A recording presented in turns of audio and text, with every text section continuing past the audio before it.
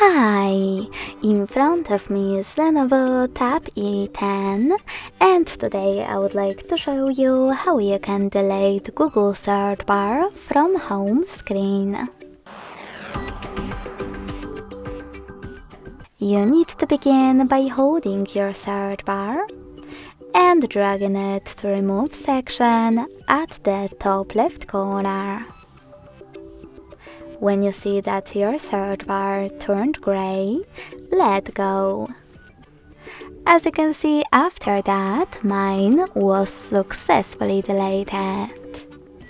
Thanks so much for watching. If you enjoyed this video, smash that like button, comment and subscribe. Bye!